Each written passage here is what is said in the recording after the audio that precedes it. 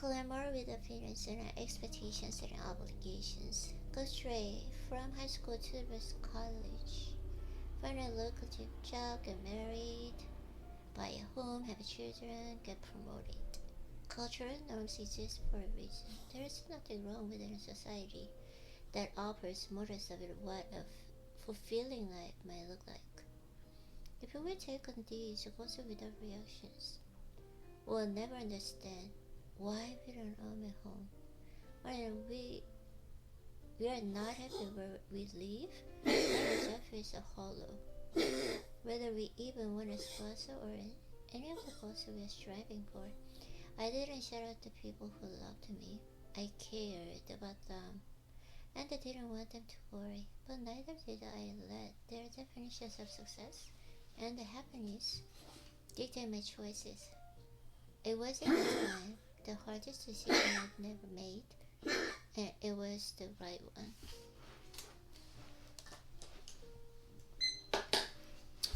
We will start this journey the way monks do, by cleaning away distractions. First, we'll look at the external forces that shape us and that distract us from our values. Are you okay? 괜찮아요? 괜찮으세요? 왜 그러세요? 목이 아파. 알았어. Then we will take a stock of values today. Currently shape our lives and reflect whether they align with who we want to be and how we want to live. Focusing on what matters most, finding meaning in life and mastering in physical, mental desires. Yeah, that's true. That's true.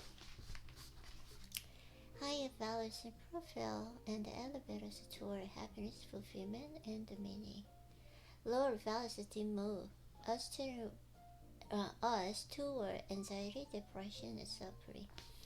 The higher values and qualities: fearlessness, purity of mind, gratitude, service and charity, acceptance, performing sacrifice, deep study, austerity, straightforwardness, nonviolence, truthfulness, absence of anger, renunciate, perspective, restraint from fault-finding, compassion toward all living beings, satisfaction, gentleness or kindness, integrity, determination. Notice that happiness and success are not among these values. These are not values in the reverse, the end game, and we will address them further in chapter 4. This is lower values in greed, lust, anger, ego, illusion, and envy. If these choices work out well for us, then our values are in alignment with our actions. But when things don't work out, it's worth revisiting what drove the decision you made. Try these past values. Reflect on 3 past and 3 worst choices you ever made. Why did you make them? What have you learned? How would you have done it differently? You may have been the right or wrong person for the same reason, because you value love. Once you filter out the noise of opinions, expectations, and obligations, you will see the world through different eyes. Every time you move homes or take a different job or embark on a new relationship, you have a golden opportunity to reinvent yourself. Who you surround yourself with helps you stick to your values and achieve your goals. You grow together. If you want to be more spiritual, expand your practice with your spiritual people. Who you talk to, what you watch, what you do with your time. All of these sources and push values and beliefs. Who you talk to, what you want, what you watch. Who you talk to, what you watch, what you do with your time. All of these sources and push values and beliefs. 맞아요. When you give yourself in space and stillness, you can clear the dust and see yourself, not through other eyes, but from within, identifying your values and letting them guide you. You will have to filter external influences In the next chapter, these skills will help you filter our unwanted attitudes and emotions. Mm.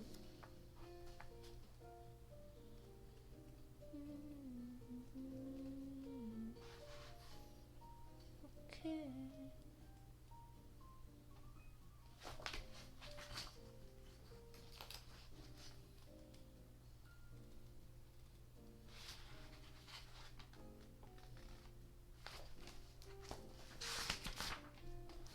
Don't mind. When the five senses in the mind are stilled, when the reasoning intellect rests in silence, then begins the highest path. The monkey mind.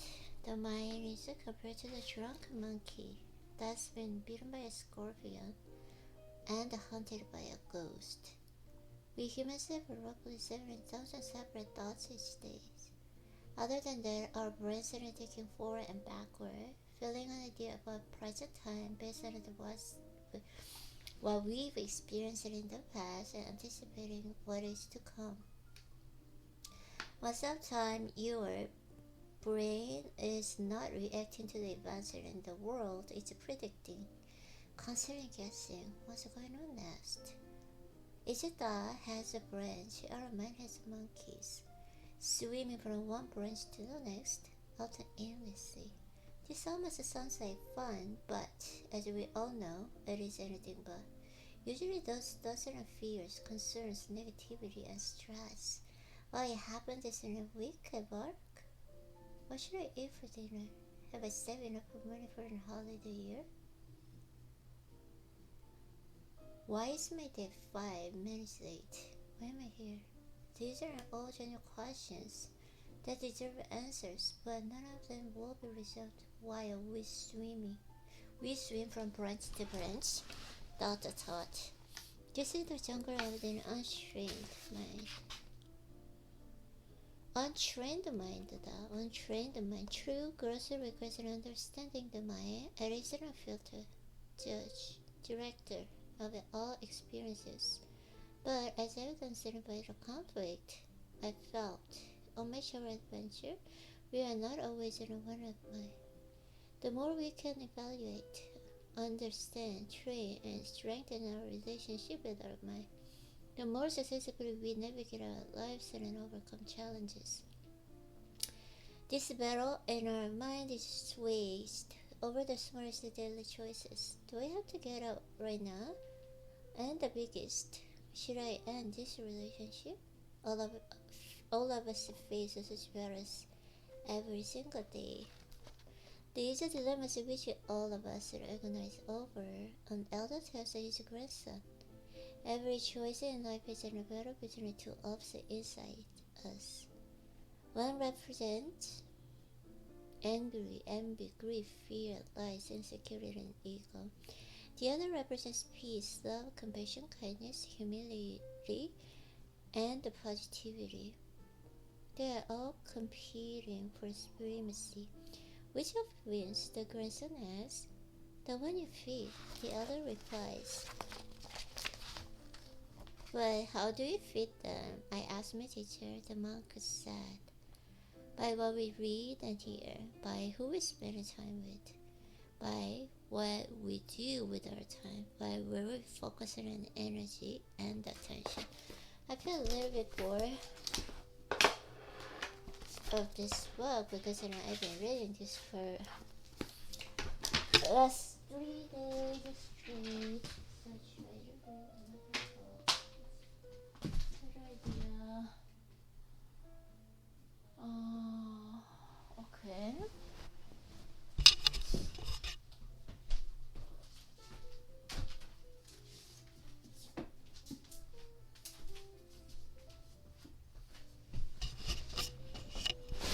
Hello? Are you okay? Yes.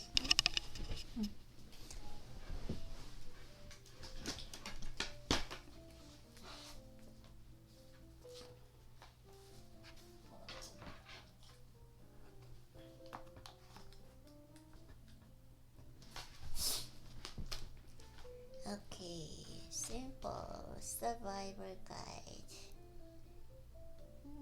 The goal is to the goal is to teach you how you protect yourself from toxic people and toxic situations.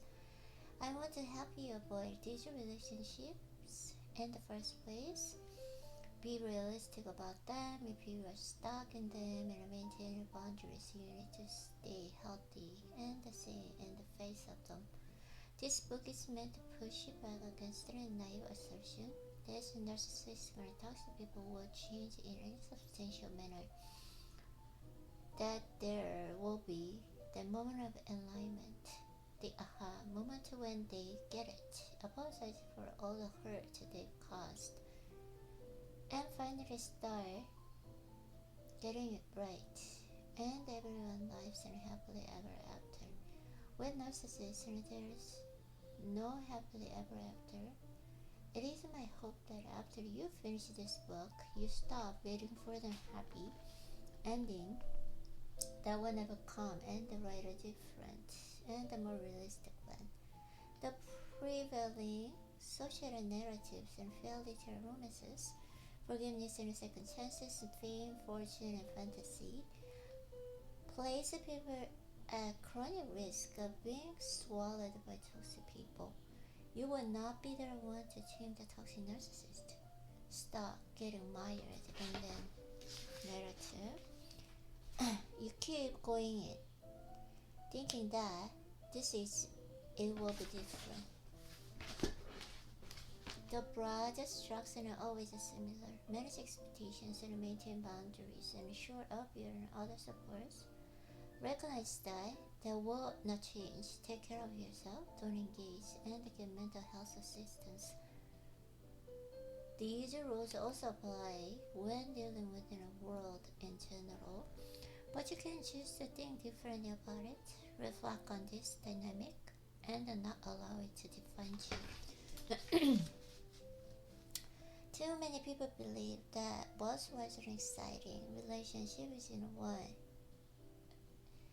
in which they're forever trying to prove themselves. This parent is ready of having the unpleasant parent or maintaining their inner narrative that you are not enough.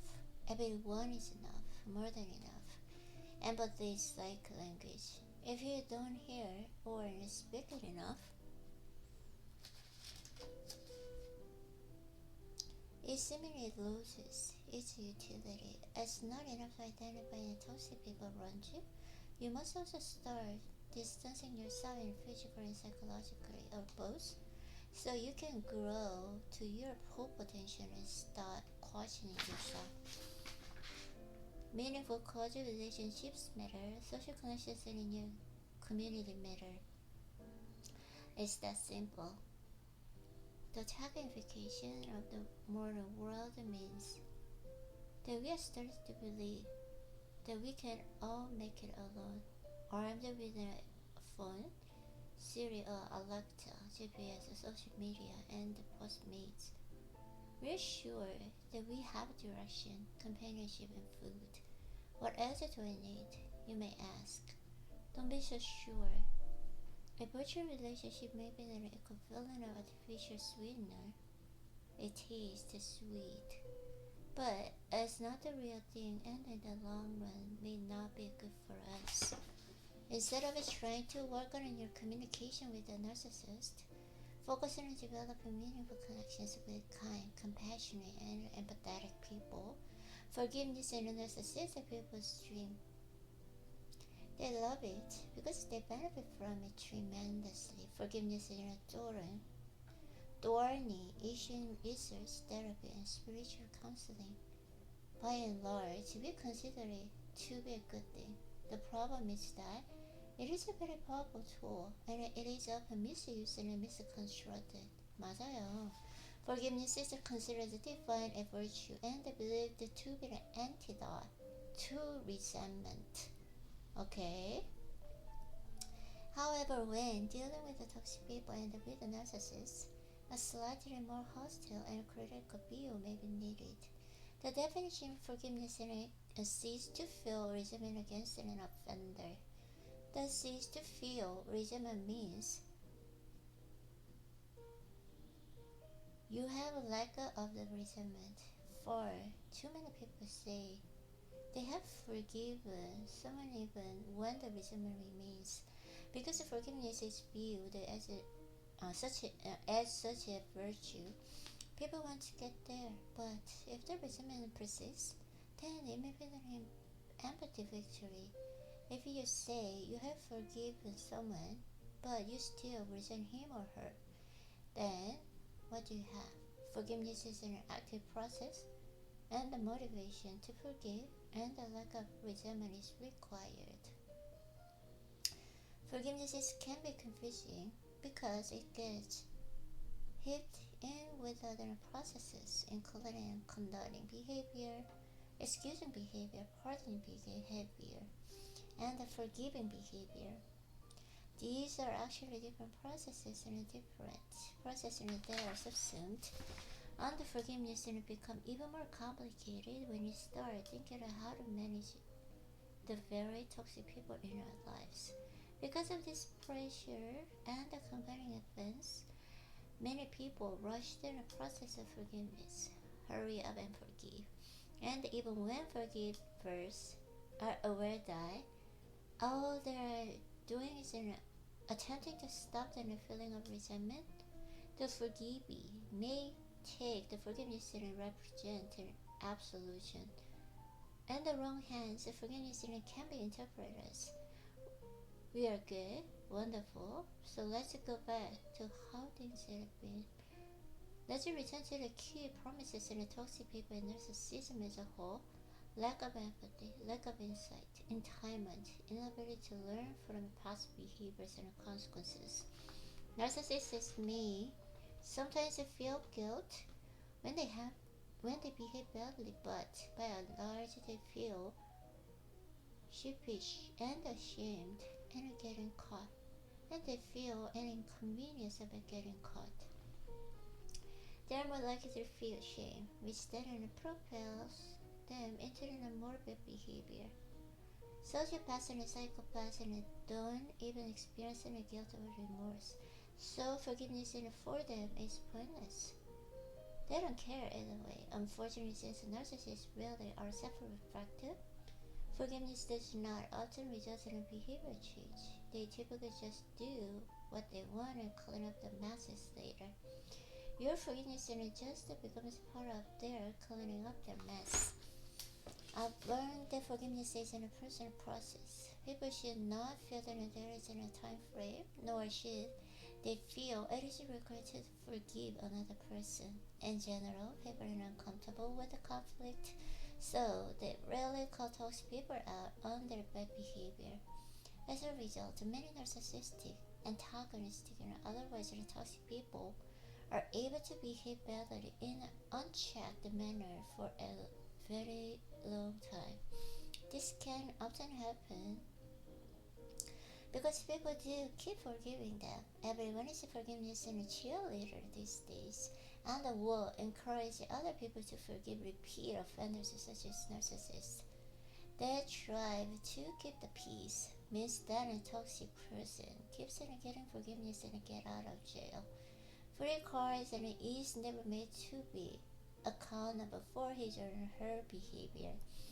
It is essential to draw a distinction between forgiveness and the letting go, because there are somewhat different processes. Demanding forgiveness or requiring people to stop resenting is a tall order, but helping them release any resentment, teaching them that they are not responsible for the bad behavior of the parent or a spouse or both, allowing them to accept and they deserve something better, and creating a psychological distance and feel safe. There is a go and the social rest to forgive. The person impacted often does not have the opportunity to engage in step one, which is letting go. Letting go empowers you and also allows you to stop living in a toxic relationship space. By letting go through distance and stepping back and setting boundaries and taking care of yourself, and you can move forward. Whether there is someday accumulates in a forgiveness in a personal journey. Letting go is often the most, and some people can get to, and that is just fine.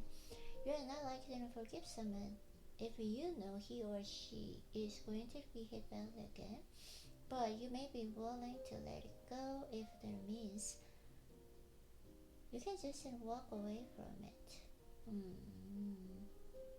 Letting go doesn't mean you have to embrace the person. 맞아요. Pick up where you left off or let him or her off the hook. It is really equivalent. It is really the equivalent of taking a heavy load off your back and then laying it down. Of not carrying the burden of another person's bad behavior. Okay.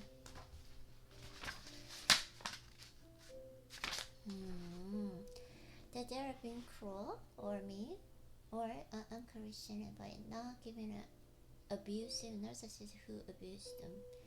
Forgiving is not a forgetting, it's actually remembering. Remembering is not using your return hit back. It's a second chance for a new beginning, and the remembering part is particularly important, especially if you don't want to repeat what happened. Yes, the remembering part is important because, as we have seen, and we cannot always relate the different and the narcissistic difficult and the narcissistic people in our lives and go completely. It may be an elderly person. It may be an elderly parent. We still feeling a human desire to help, or an boss in a job we will have to keep. It may be an unkind sister or spouse with whom the decision to remain in the relationship feels necessary. So yes, the remembering part is important. The letting go is the first step on this tree. And the person, some people never get to the full forgiveness, but by creating a safe space with themselves, they may be able to create the distance and space and protect themselves. However, even forgiveness may not be the end of the line. Chu went on to say, once you have been able to forgive, the final step is to either renew or release the relationship you have with the one who has harmed you. Indeed, even if you never speak to the person again, even if you never see them again, even if they're dead, they live on in ways that affect your life in profoundly. Perhaps the most painful part of the toxic relationships is that they can haunt you for a lifetime. Even after having therapy, reading, learning, growing, and being surrounded by loving forces, and doing things you love, and the scars remain, the angry voice and parent echoes and force them childhood and into your adulthood. The unending insults and accusations are controlling, and the narcissistic partner, the mocking tones of a toxic group of friends, the insults and professional damage incurred from a psychopathic both all stick around. Do not put yourself in a forgiveness in a schedule. Instead of making a decision, stay, accelerate your healing. If you do forgive a narcissist, do as with your eyes wide open. He or she may transgress again. That means that your forgiveness, if you chose to offer it, was not a gift to the narcissist, but rather a gift to yourself. It may be bring an end of the damaging process of illuminating about what someone did to you. And again, letting go is the first step in that journey. It rarely works. If you actually did do something wrong, defending yourself serves as rationalization when often the other person wants an apology. Thus, if you actually did do something wrong, then an apology. If you did not do anything wrong, then why you are defending yourself? They do not care why the standard mental health advisors to communicate. It is an pointless exercise with narcissists who will not listen, not care, and likely not change. Okay. Less is more. In communicating with narcissists, less is more, far more. They tend to be able to manipulate communication, gaslight, or just argue you to death if you give them too much to work with. Your best approach is often to trade the communication the way you would with an interrogator. Keep it brief, sparse, and simple. An easy rule of thumb: never start in a comment to narcissist with the word but. If you start a sentence with but, you're likely defending yourself or contradicting them. An argument with them is not worth that.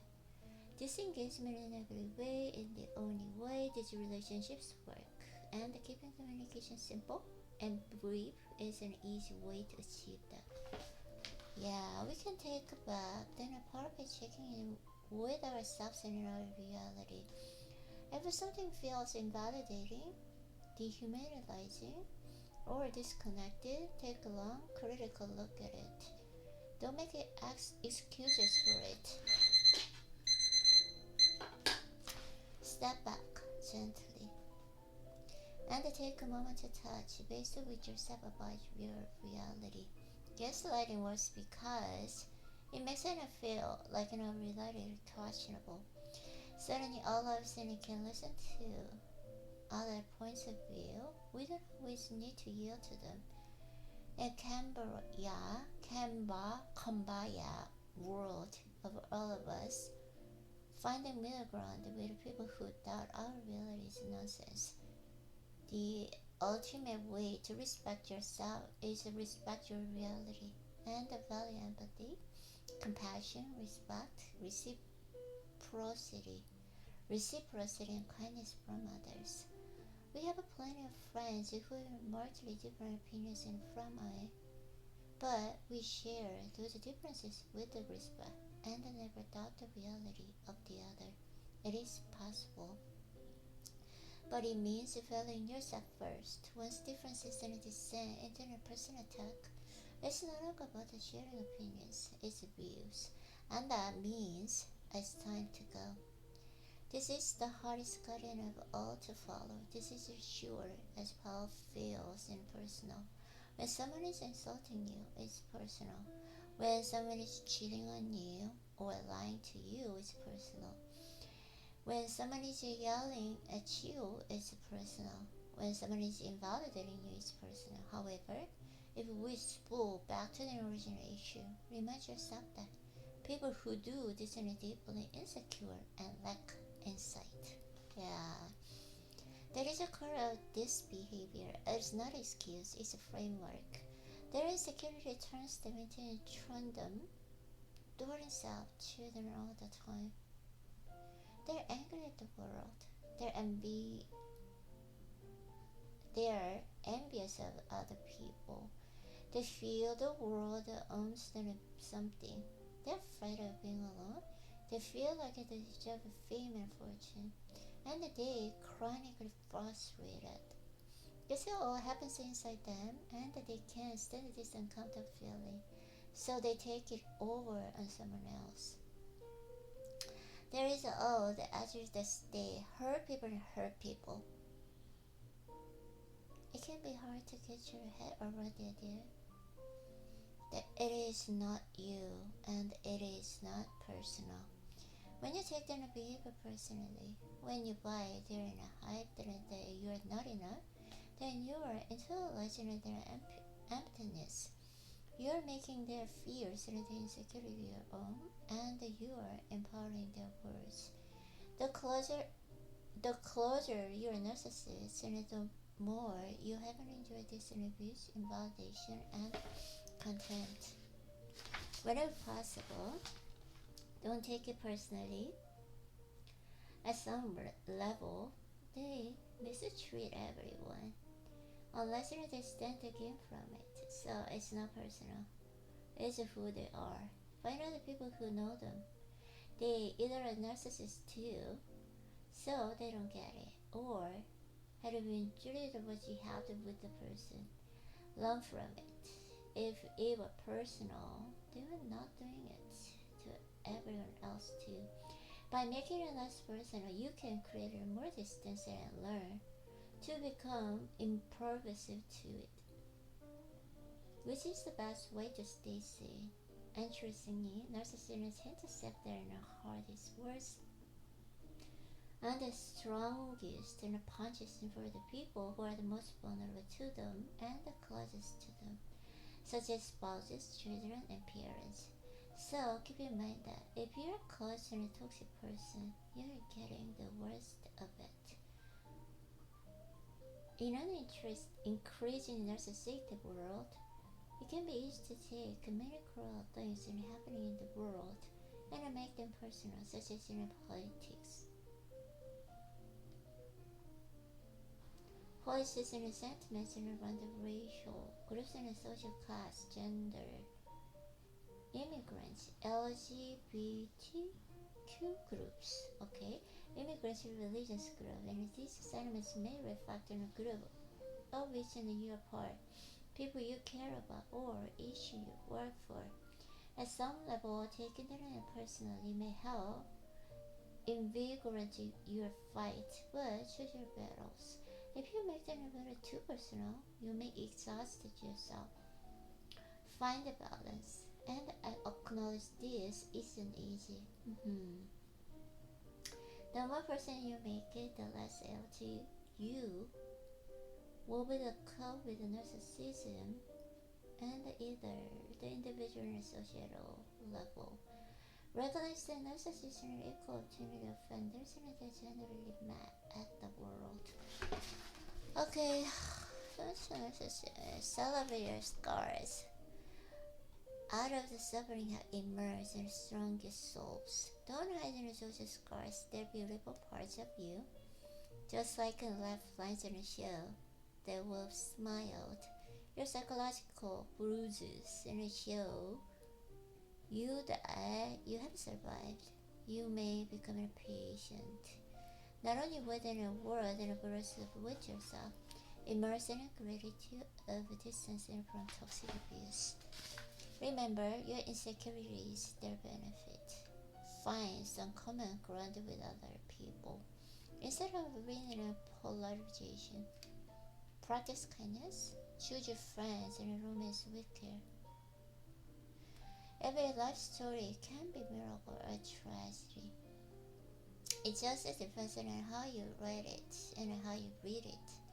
These days, and anyone who is surviving with his or her empathy unbroken, heart intact, integrity in place, compassion replete, and a sense of humor in place is nothing short of heroic.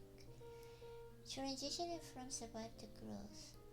While the words in survival and the survivor carry within them as a strength, resilience and resolve, they also implement a single force. When people are survivors, all of their resources going to getting through the experiences alive are intact. When survival is in the short term and the board, it can simply be getting enough food, shelter, and the water until the situation resolves. However, when you start considering long-term survival, it's a different conversation. It means that all resources and go simply into staying alive for years, whether literally gathering essential needs or just getting through the day. It's about grinding through a routine in an unquestioning manner, so you can get through another hour. Survival isn't about endurance. Growth is a different animal. Growth is about evolution, moving forward, testing your own limits and taking risks, integrating new parts of yourself, trying new things, perhaps failing and then trying again. It's about moving forward and in essence expanding your wingspan. Growth often requires that other vision needs to be met. It's hard to think about the growth when you're trying to survive. Survival is a tuning vision.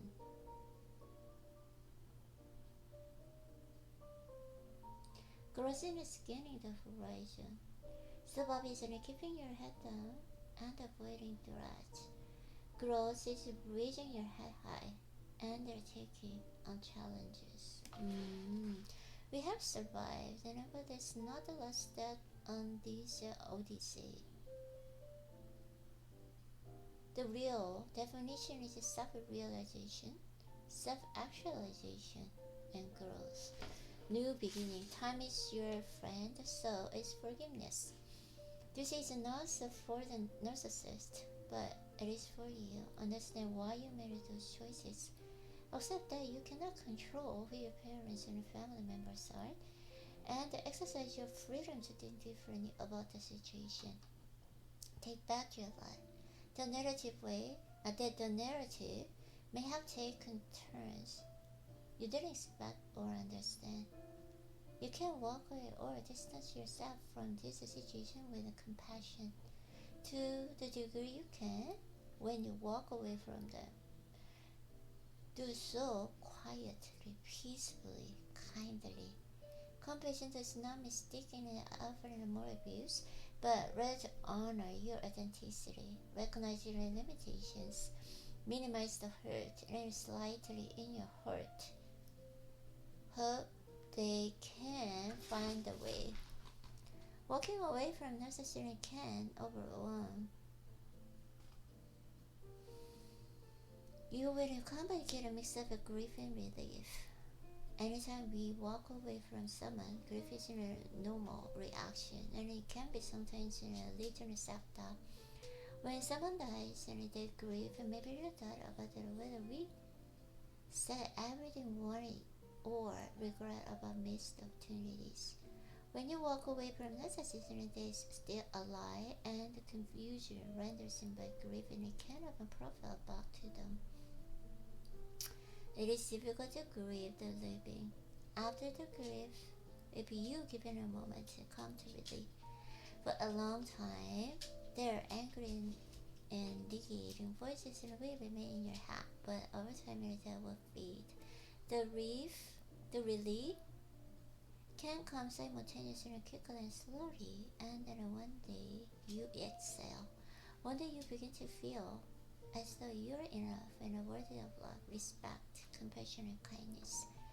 The ultimate goal is to recognize that there is a divinity within each of us, and that there is Eve in the vulnerable child.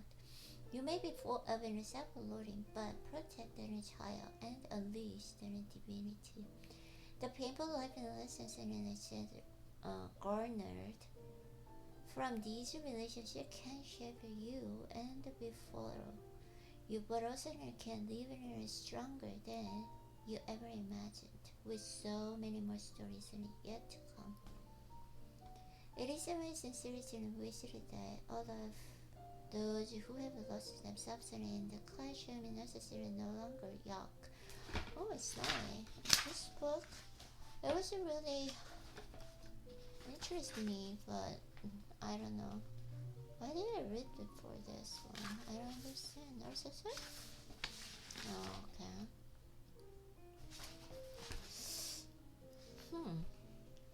Your best technique can be simply termed psychological minimalism. You can foster a frustrating process in defending yourself by just sticking to the factors.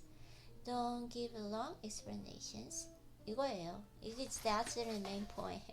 Don't give them facts and they're going to ignore. Don't give them more information than they need. Don't share your feelings, and obviously don't defend yourself.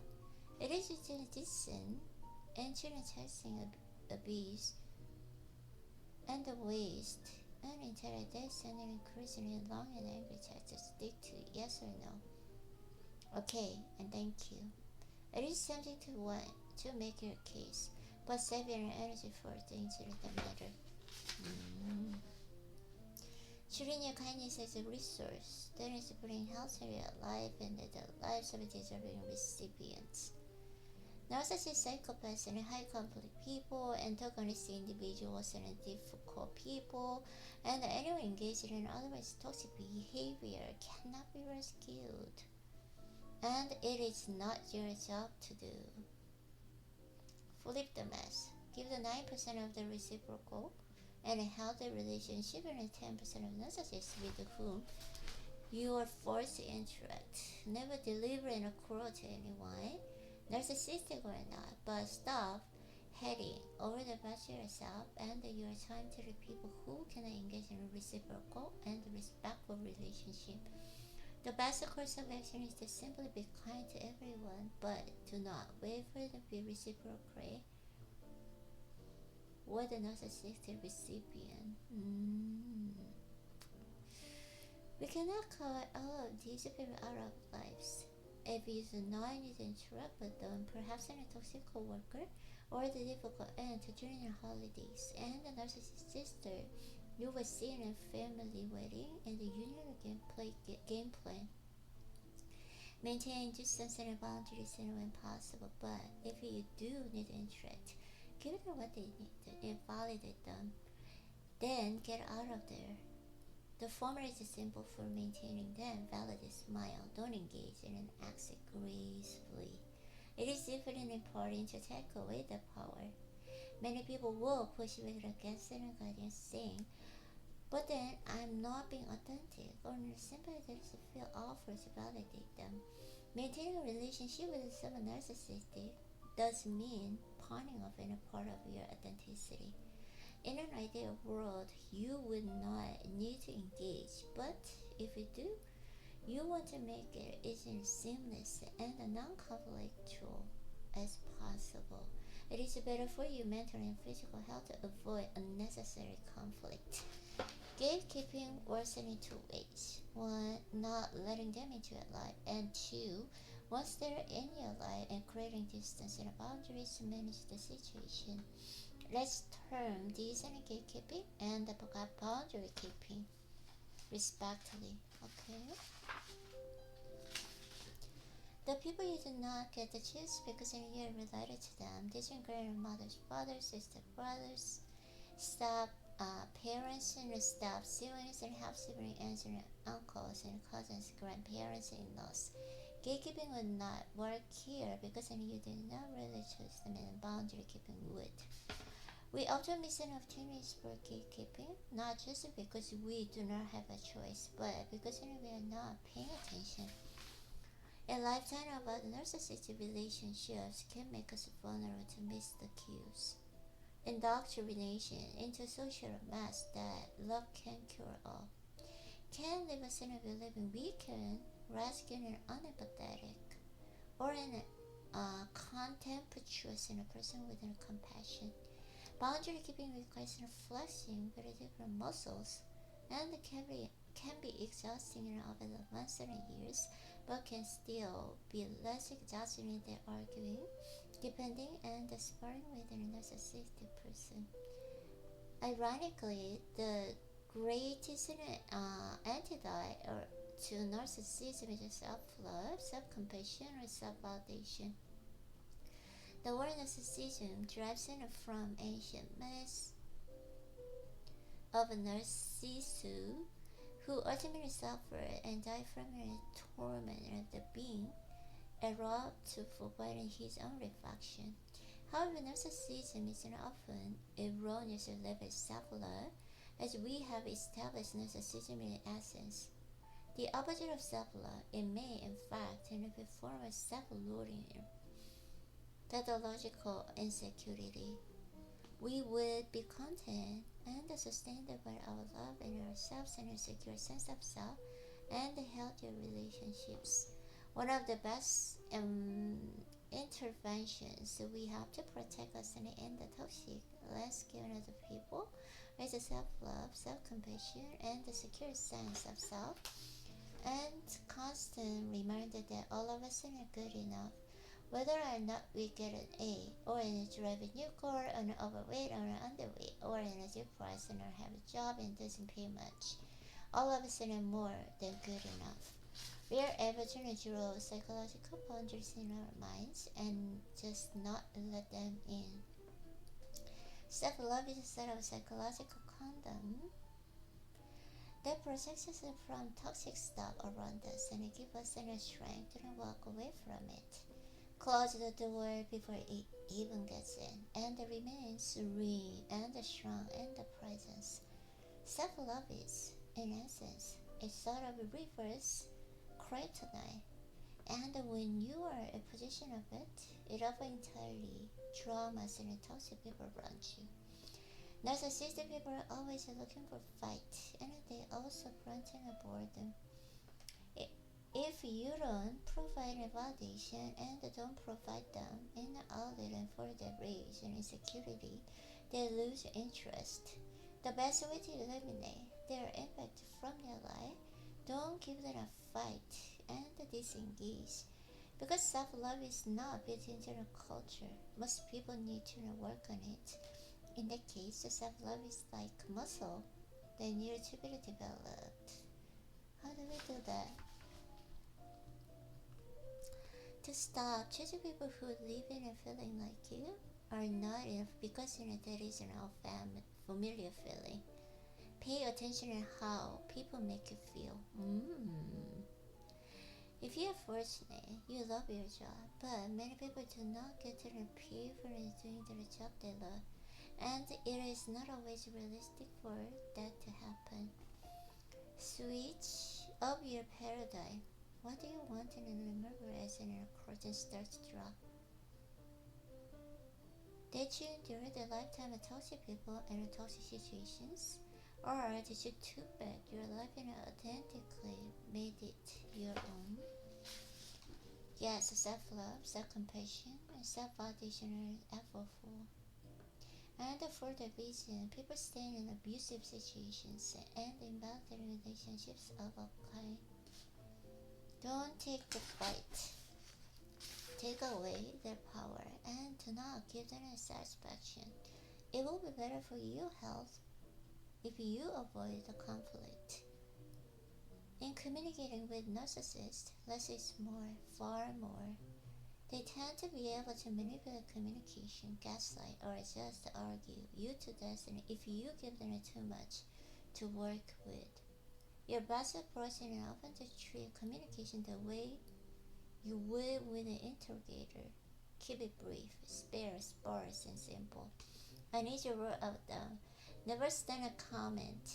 Too narcissistic with the word but. If you use stand a sentence with but, you're likely defending yourself or contradicting them. An argument with them is not worth it. Disengagement in every way is the only way these relationships work. And keeping communication simple and brief is the easy way to achieve it. Simple and brief. Okay. Okay, that's enough.